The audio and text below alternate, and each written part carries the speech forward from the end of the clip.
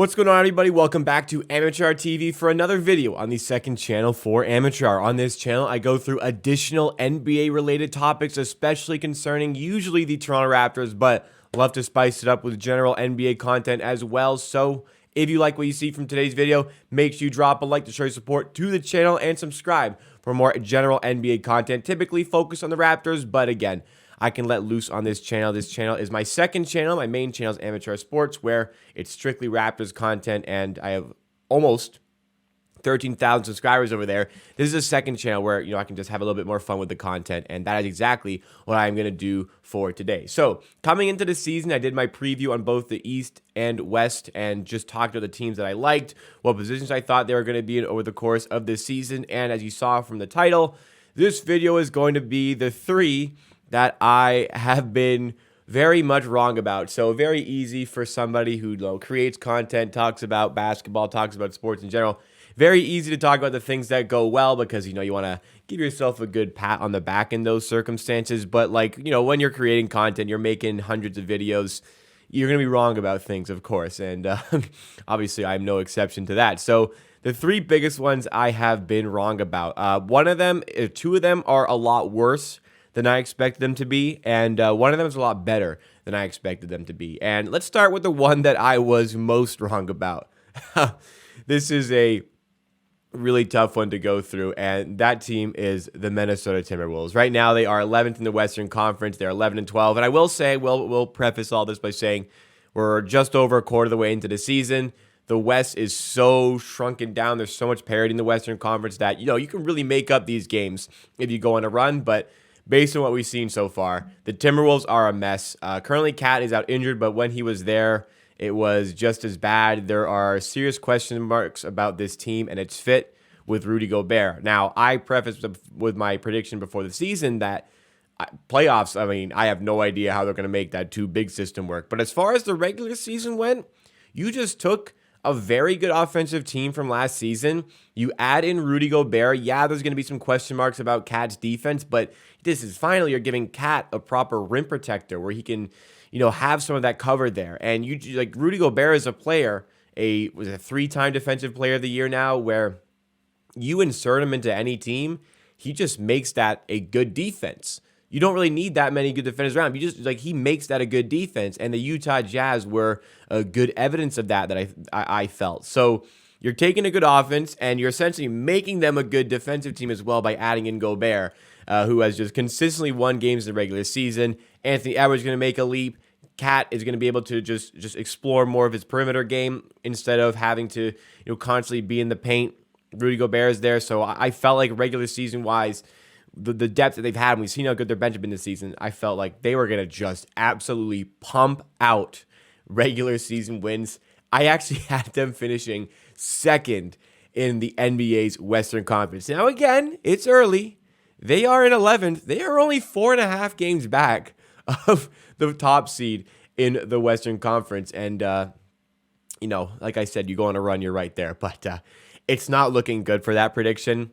That is a very foul one that I'm going to have to live with for throughout this season. And speaking of first in the Western Conference, this is the second team that I was very wrong about. That is the Phoenix Suns. They look really good. It's very difficult with so many good teams in the West to pick out which one has been the best, which one is the best. But Suns are definitely a candidate for that. They are the number 1 seed at the moment. And my goodness, have they looked good. There was a lot of question marks in the offseason. There was the media day where it looked like nobody wanted to be there. There was all that drama with the DeAndre Ayton comments and the contract and everybody, him getting thrown under the bus really. Didn't seem like he was going to stay there. Then we can't lose him for nothing, so we have to pay him. He's playing really well. You go to the ownership situation and just so much turmoil. And I was just like, it'd be very difficult for a team to play through this. Now, it's not like I had them missing the playoffs. I had them as a 5 or 6 seed, though. I had them staying out of the play-in tournament, but they have looked really, really good. They have looked very impressive so far this season. Monty Williams is just this steady head at the top there that just keeps everything in check. All the players, even without Chris Paul really playing a lot of games, Booker's looking like an MVP candidate. Like I said, DeAndre Ayton, especially in the last couple of weeks, has looked like a phenomenal big not quite the level of Jokic or Embiid, but a tick under that level. Like, again, DeAndre Ayton has looked really good. The supporting cast is really coming along. Even without Jay Crowder playing games, no Chris Paul, it's been extremely impressive what this team is being able to accomplish. The Cam Johnson thing is so sad with that injury because he was looking good. But even despite that, 16-8, it's a loaded Western Conference, but it's a team that was the top seed in the NBA last season before, of course, that infamous Game 7 where they lost by 3,000 points to the Dallas Mavericks. But overall, very impressed on both ends of the floor by the Phoenix Suns this season. I was down on them, and they are definitely proving me wrong. Now, the last team on this list, and oh my goodness, the thing about when I'm talking about things online, when I'm talking about things like win totals, how a team is going to finish during a season, the good thing about these things is that I can put my money where my mouth is. So if I'm really sold on a team, I can bet money on them. And just so you know, I'm not faking it. Just so you know, I'm not fabricating stuff. I can put money down to say that I believe in this team. I think they're going to do well, and I'm going to bet money on them to prove how much faith I have in that team. Well, that is a little bit ill-advised here. So I do have a fourth channel.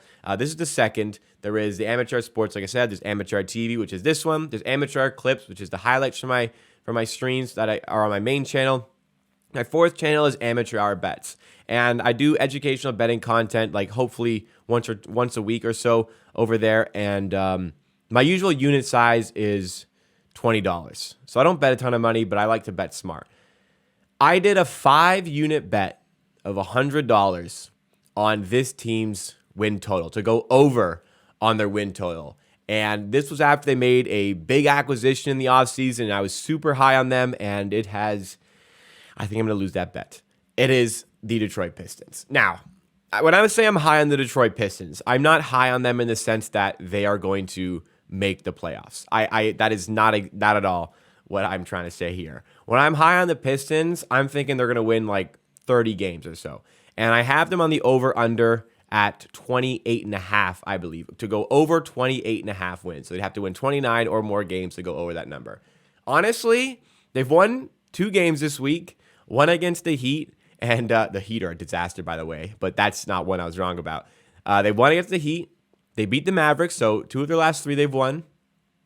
So maybe taking a little bit of a turn for the better here are the Detroit Pistons, but still, I can see this team fading off. And a big part of my handicap on the Pistons and how they were going to be like at least 30 wins this season was the fact that, okay, you know what? They've made that big trade for Bogdanovic. That was a weird trade, but it's screaming out to me that this team wants to win games finally. I know Victor Wembanyama is potentially available here, but the Pistons are done with losing. They have a fun young core, and they do. They have a good young core, and I think that things are on the rise for the team in Motor City. Not the city itself, but the team that is within that city. We'll just end it there.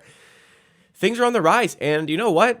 Detroit front office maybe starting to figure some things out here, so why not just try to get the best out of your guys? Go and win games. Winning games is fun. It helps develop your players, I think, at a quicker rate. It helps with the camaraderie and the chemistry within the team.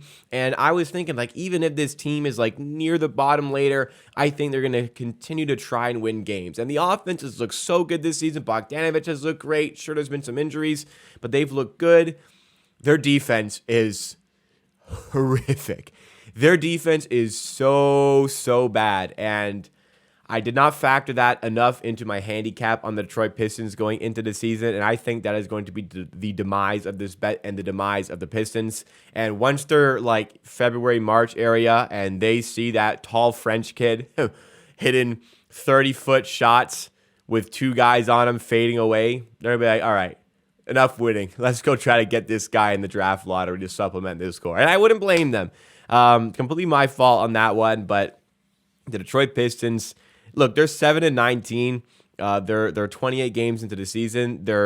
I have to do the math. They're probably not far off the pace of 29 wins a year, or maybe even they're actually on pace kind of, but I can't see this one hitting. The Pistons defense is just so bad.